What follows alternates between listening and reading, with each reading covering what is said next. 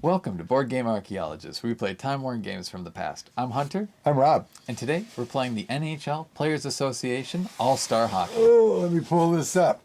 The All-Star Hockey game, this has all your favorite hockey people from 1969 from the company Tudor.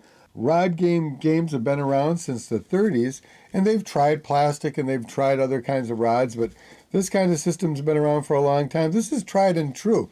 This game is from the Players Association, so you've got people like Charlie Hodge, Britch Selby, Red Berenson, J.C. Tremblay, and of course Bobby Orr. And again, 1969, for ages whatever, can twist this little thing, and for obviously two players. The goal of the game is to get the puck, magnetic or not, into the other person's goal. Yeah, and it's truly that. It's just your basic thing. I think it's a wood top, got plastic people. They all got metal characters. And the cool thing about the metal characters is we have two different kinds of pucks. We have one that's just a regular one and one that's magnetic. So the magnetic one will stick to the characters, and you can run up and down with them, which is really kind of cool.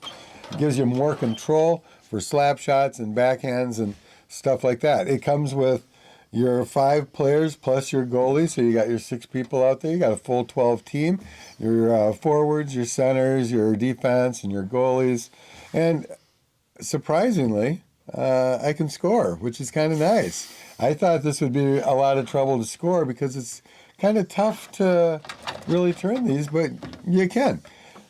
The game plays just like real hockey. It's either, pick your periods and use a timer, or you just go first person to 5.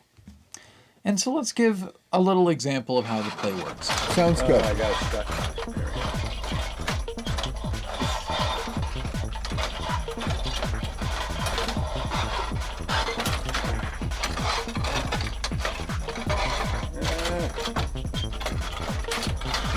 You got it back in my hand.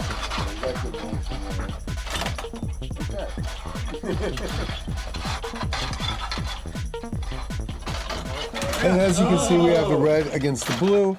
And the one thing I think we could talk about in the pros and cons is how it's really not any of the players shown on the box art. I think it's just red and blue generic characters. They should have put numbers on them. They could have really played them to the Player Association, but they didn't.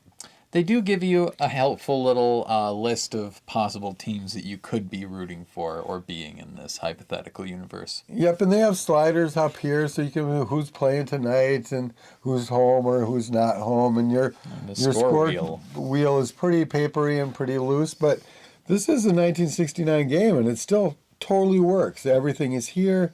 The goalies worked fine. The magnetic part works fine.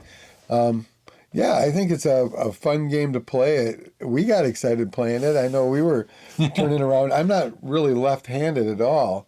It's good for holding paper down, but it's not good for this unless I'm playing foosball because you're in a small area.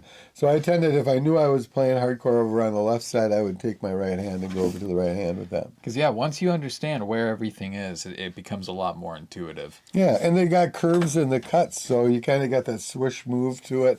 There wasn't one place outside of the corners and behind these things that you couldn't get the puck. You could always get it.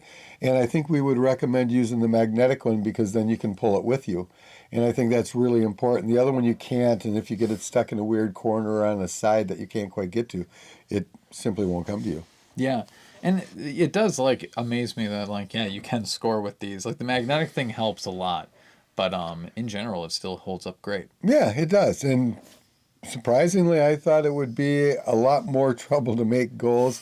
And I think part of it's luck, and sometimes you accidentally score on yourself and stuff. But that's like real hockey. We've seen it in real hockey. So it's interesting, and it works a lot better than I thought. I think the con for me, and this has been true since I was a little guy and I used to play this, I know my wife's family grew up with these. We have one of the boxes for their set that Mom had given us artwork in. So I know they had the All-Star version that had the big center thing in here.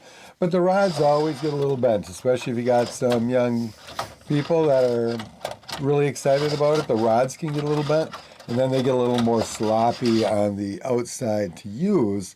And I think with a little time and patience and being a little older, if I took my time, I could really straighten those rods out. Or even better yet, I bet you I could replace them in seconds. Yeah, and it's maybe partially luck also that it held up as well as it did right now. It's in pretty good condition from being from 1969. It really is. It really is. And I picked this up in Menominee in a store that I'm sure has been there a little longer than I think. But K&B Toys and Collectibles up in Menominee, Wisconsin had this. I got a great deal on it.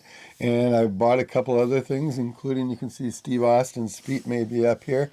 Great little store. And if you're up in Menominee, Wisconsin, I'd recommend stopping there. Well, thanks for watching. Yeah, and if you want to know more about us, check us out at toryarchaeology.com. You can find us on Facebook. We're much more active at Tory Archaeology on Facebook. Not the page, but the group, because then you can participate as much as we do. We'll see you next time. Bye. Bye.